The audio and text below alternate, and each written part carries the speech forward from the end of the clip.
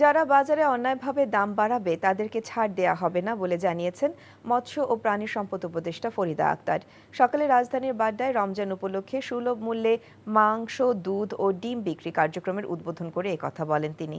পুরো রমজান জুড়ে রাজধানীর 25টি স্থানে ড্রেসিং করা ব্রয়লার মুরগি 250 টাকা কেজি, দুধ 80 টাকা লিটার, ডিম প্রতি ডজন 114 টাকা ও গরুর মাংস 650 টাকা কেজিতে বিক্রি করা হবে বলে জানান উপদেষ্টা।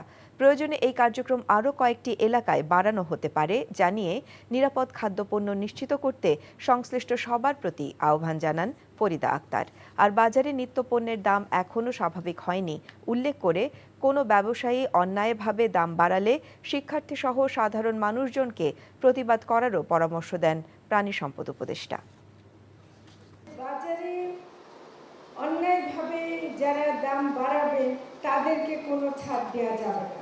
আমরা কিন্তু তাদেরকে সেটা আমরা তুলে ধরবো এবং সেটা আমরা করবো। ধরেন একটা মৎস্য প্রাণী সম্পদের কাজ সরাসরি না, কিন্তু আমরা বাণিজ্য মন্ত্রণালয়, ভোক্তা অধিকার এবং আমাদের স্বরাষ্ট্র মন্ত্রণালয়, বিভিন্ন যে আমাদের সরকারের প্রতিষ্ঠান আছে তাদের মাধ্যমেও আমরা চাই যে জনগণ যেন এবার একটা স্বস্তির রমজান পালন করতে পারে।